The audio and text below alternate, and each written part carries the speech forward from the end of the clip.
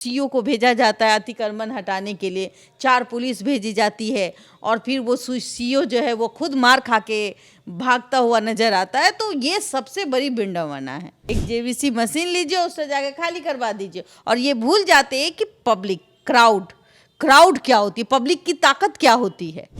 सारे जिम्मेवारी आप एक सीईओ पे लांग देते हैं और वो सीईओ को मार के भगा दिया जाता है, मार दिया जाता है। संजय सरावगी को इसलिए चुना गया है क्योंकि वो 6 टर्म के वो विधायक रह चुके हैं और कहीं ना कहीं पार्टी को मजबूत करने में उनका भी बहुत बड़ा रोल है। उसमें भी कहीं ना कहीं आए दिन कुछ ना कुछ खबरें आती है कि टूट मची है। हो सकता है कि वो बीजेपी में चले जाए। बिहार से कलाल अगर वो राष्ट्र को प्रेजेंट कर रहा है, अब सोचिए जरा कि बिहार अब बहुत आगे जा चुका है। देखिए बिहारियों अपने आप में काबिलियत तारीफ है और बीजेपी की यही खूबसूरती है कि कौन कब क्या बन जाए ये कहना मुश्किल है। जिसमें उन्होंने कहा कि बिहार की राजनीति अब जाति के बेसिस पर नहीं बल्कि युवाओं को मौका मिला जाएगा।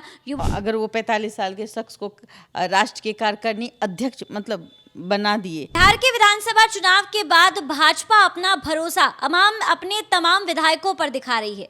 बता दें कि पहले नीतीश कुमार ने भरोसा करके गृह विभाग जो है वो सम्राट चौधरी को सौंप दिया और उसके बाद भाजपा ने भरोसा करके नितिन नवीन को एक अहम जिम्मेदारी दी। और अब आप बता दें कि भाजपा ने एक बार फिर से अपना भरोसा जो है वो संजय सरावगी पर जताया है। नमस्कार, आप देख रहे हैं देशवा न्यूज और मैं हूं आपके साथ अंजलि। बता दें कि दरभंगा सीट से 6 बार रहे विधायक संजय सरावगी को आज नया प्रदेश अध्यक्ष बनाया गया है।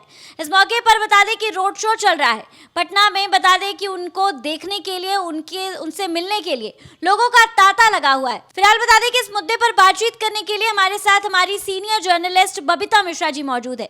देखिए मैम, जिस तरीके से लगातार भाजपा अपने वादों को पूरा कर रही है और अब नए युवाओं को मतलब तवज्जो दे रही है, क्या कहना चाहती हैं इस पे? देखिए अगर मैं कहूँ कि शायद प्रदेश अध्यक्ष डॉक्टर दिलीप जायसवाल हैं, उनको भी एक बहुत बड़ी जिम्मेवारी दी गई है। पथ निर्माण विभाग दिया गया है और कहीं ना कहीं उन पर भरोसा जताया गया है। दिलीप जायसवाल जी पे भरोसा जताएगा बिहार को कैसे आगे बढ़ाना है। पथ निर्माण विभाग है, उनके पास में उद्योग मंत्री हैं। हाँ, तो दो मंत्रालय अगर किसी को मिला है वो है डॉक्टर दिलीप जायसवाल। दूसरी बात मैं कह दूं आपको कि अगर संजय सरावगी को इसलिए चुना गया है क्योंकि वो 6 टर्म के वो विधायक रह चुके हैं और कहीं ना कहीं पार्टी को मजबूत करने में उनका भी बहुत बड़ा रोल है। और पार्टी की बात मैं करूं कि जिस तरीके से बिहार में आपने देखा कि उथल पुथल मची है, चाहे वो तेजस्वी यादव को ले लीजिए आप। जब तेजस्वी यादव के 25 विधायक हैं और 25 विधायक में समानता नहीं दिखती, उसमें भी कहीं ना कहीं आए दिन कुछ ना कुछ खबरें आती है कि टूट मची है। हो सकता है कि वो बीजेपी में चले जाए या जदयू में चले जाएं, ऐसी संभावनाएं आए दिन देखने को मिलती है और लोग कटाक्ष भी करते हैं। लेकिन मैं बात करूं कि विपक्ष अभी कमज़ोर हुआ है इस तरीके के डिसीजन से। लेकिन एक तरफ बीजेपी जो है वो बहुत मजबूत होती हुई दिखाई पड़ रही है। जिस तरीके से आप देख रहे हैं कि आज भव्य स्वागत किया गया संजय सरावगी का, इसलिए किया गया कि देखिए अब बीजेपी में जो भी कोई पोस्ट आ रहा है उसकी स्वागत इसी तरीके से। नितिन नवीन के स्वागत को आपने देखा ही होगा, मालाओं का ढेर लगा हुआ था। मतलब स्वागत करने के लिए लोग और महिलाएं भी वहाँ इकट्ठा हुई थी। तो और बहुत ज़्यादा, चूँकि एक बिहार से कलाल अगर वो राष्ट्र को प्रेजेंट कर रहा है, अब सोचिए ज़रा कि मतलब इतने कम उम्र में नितिन नवीन ने वो कर दिखाया। अब बिहार का एक लाल और वो क्या बना, अब समय वो क्या बने। आपने देखा नहीं शायद वो एक वीडियो कि जिस समय वो दिल्ली थे और अमित शाह खुद इंतज़ार कर रहे थे, वो सुनहरा पल आपने अगर देखा है तो मैं कहूँगी कि देखना चाहिए था कि बिहार अब बहुत आगे जा चुका है। देखिए बिहारियों की शान है नितिन नवीन। अगर देखा जाए नितिन नवीन के स्वागत के लिए इतनी कम उम्र में, मतलब 45 साल की उम्र में कार्यकारिणी अध्यक्ष, राष्ट्रीय कार्यकारिणी अध्यक्ष बन जाना बीजेपी का अपने आप में काबिलियत तारीफ है। और बीजेपी की यही खूबसूरती है कि कौन कब क्या बन जाए ये कहना मुश्किल है। कहीं ना कहीं पिछले पैदान में बैठने वाला इंसान कब मुख्यमंत्री बन जाए ये भी कहना मुश्किल है। जिस तरीके से आप देखिए कि आज बिहार की स्थिति को आप अगर से अवगत हैं तो जो प्रशासनिक डिपार्टमेंट बिहार में माननीय नीतीश कुमार जी के पास थी, वो किसके पास गई? सम्राट चौधरी के पास गई। आज चाहे वो बुलडोजर बाबा के नाम से जाने जाते हो, या फिर जिस तरीके से जो अतिक्रमण हटाया जा रहा है, और कई बार हमने देखा है कि भाई जो आप कह रही थी कि सीओ, मैं आज मिली जुली ही प्रतिक्रिया आपको दूंगी कि भाई जो मैं देख रही हूँ कि सीओ को भेजा जाता है अतिक्रमण हटाने के लिए, 4 पुलिस भेजी जाती है, और फिर वो सीओ जो है वो खुद मार खा के भागता हुआ नजर आता है। तो ये सबसे बड़ी विडंबना है। ठीक है, आप अतिक्रमण है, कई लोग जो हैं सड़कों पे घर बना लेते हैं, उस वक्त कार्रवाई नहीं होती है, लेकिन कार्रवाई कब होती है? जब वो घर बना लेते हैं, कई सालों से वो रह रहे हैं, और उसके बाद सरकार की नींद खुलती है या फिर कोर्ट का हस्तक्षेप होता है कि भाई अतिक्रमण हटाइए। जब वो अतिक्रमण हटाने जाते हैं तो पुलिस प्रोटेक्शन जो है वो कम होती है, और आप सारा का सारा जिम्मेवारी किसको दे देते हैं? एक सीओ को। उसको कहते हैं कि जाइए खाली करवाइए, 4 पुलिस लीजिए और जाके खाली करवाइए, एक जेवीसी मशीन लीजिए उससे जाके खाली करवा दीजिए। और ये भूल जाते हैं कि पब्लिक, क्राउड क्या होती है, पब्लिक की ताकत क्या होती है।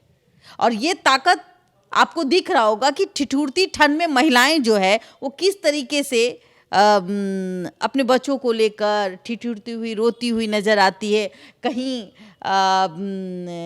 बच्चे हाथ में पत्थर लिए हुए उस सीओ पर दौड़ रहे हैं, और जो प्रशासन है वो ऐसे हाथ खड़ी करके बैठी हुई है, वो लाठी भी नहीं चला सकती। ऐसे में सीओ भी तो किसी का परिवार होगा, किसी का बेटा होगा। सारे जिम्मेवारी आप एक सीओ पे लांग देते हैं, और वो सीओ को मार के भगा दिया जाता है, मार दिया जाता है।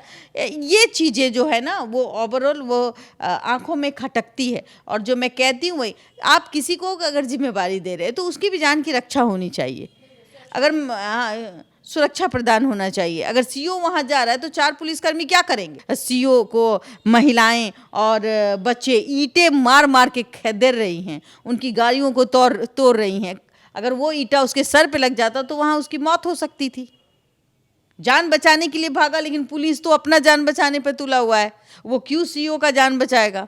अधिकारी बन के गया, डर भगोरा बन के प्रशासन की खिल्ली उड़ी है इसमें। कहीं ना कहीं वहाँ के डीएम वहाँ जिम्मेवार होते हैं। अगर अपने छोटे पदाधिकारी को आप भेजते हैं तो उनको प्रोटेक्ट करने की जिम्मेवारी भी आपकी होती है।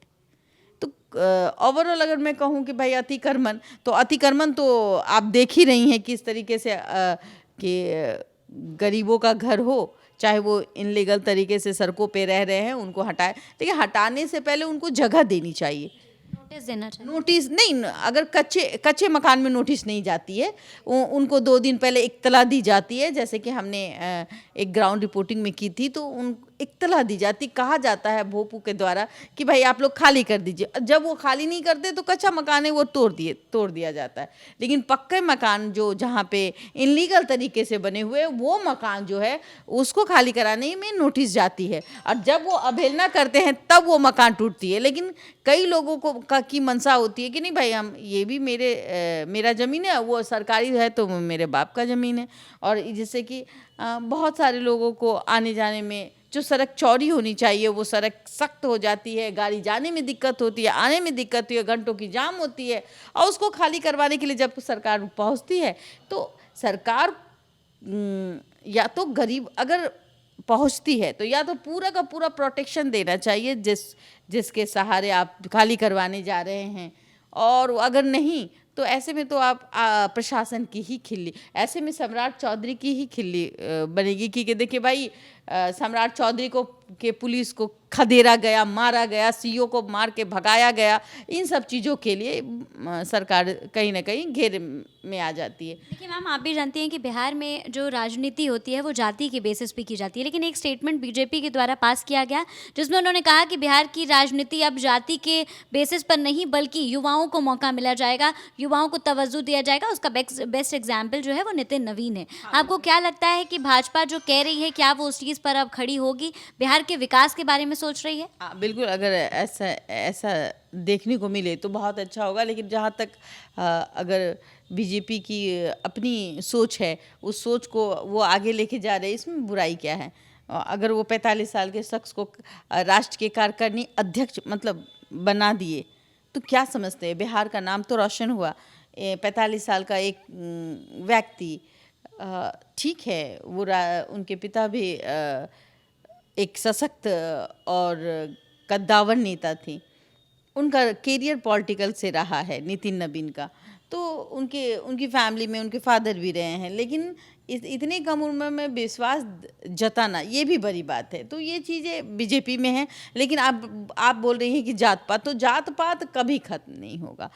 और जात पात की जो जनरेशन है वो अभी तो नहीं, अब 10-20 बरस के बाद क्या हो सकता है ये तो मैं नहीं जानती, लेकिन ये जरूर जानूंगी कि जात पात कभी खत्म नहीं होने वाला, जात पात की राजनीति बिहार में होगी। और दूसरी बात ये है कि देखिए, अगर आप गरीब का घर खाली करा रहे हैं तो ये मत समझिए कि वो अगर कच्चे मकान है तो हम उसको नोटिस ना, एक प्रक्रिया होनी चाहिए, उनको भी नोटिस देने चाहिए। और उस पीरियड में कम से कम उनको, अब जो गरीब के पास ज़मीन नहीं है, और जैसे कहा जाता है कि 3 डिसमिल ज़मीन, तो उनको दे करके, उनको रोड से हटा करके उनको 3 डिसमिल दे करके ख़त्म करना चाहिए। एक सेफ्टी पॉइंट में उसको रख देना चाहिए कि भाई जाइए आप वहीं रहिए। जब वो वहाँ से खाली नहीं करेंगे तब भगा दीजिए, क्या दिक्कत है? लेकिन ये चीज़ें पहले अगर हो जाती तो शायद आज जो हम दृश्य देखते हैं वो नहीं देख पाते।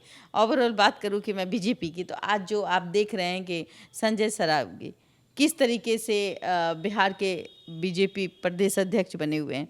बीजेपी के वो मतलब आप एक चुनौती होगी। दिलीप जायसवाल जी ने जिस तरीके का काम बीजेपी के लिए प्रदेश अध्यक्ष के नेतृत्व में रह के किया, क्या संजय सरावगी वो विश्वास जीत पाएंगे? ये आने वाला दिलचस्प रहेगा, और हम लोग भी देखेंगे कि क्या संजय सरावगी बिहार के प्रदेश अध्यक्ष बिहार को कितने आगे ले जाते हैं। देखिए, जिस तरीके से लगातार बिहार के विधानसभा चुनाव के बाद बिहार में बदलाव देखने को मिल रहा है, जिस तरीके से सम्राट चौधरी बुलडोजर अभियान चला रहे हैं और तमाम बिहार को बदलने की बात की जा रही है, तो ये देखना काफ़ी दिलचस्प होगा कि ये सिर्फ बातें हैं या फिर इसे चीज़ों में तब्दील भी किया जाता है। फिलहाल इस खबर पे आपकी क्या कुछ राय है, हमें कमेंट के माध्यम से ज़रूर साझा करें, और ऐसी तमाम खबरों के लिए हमारे साथ बने रहें देशवाणी।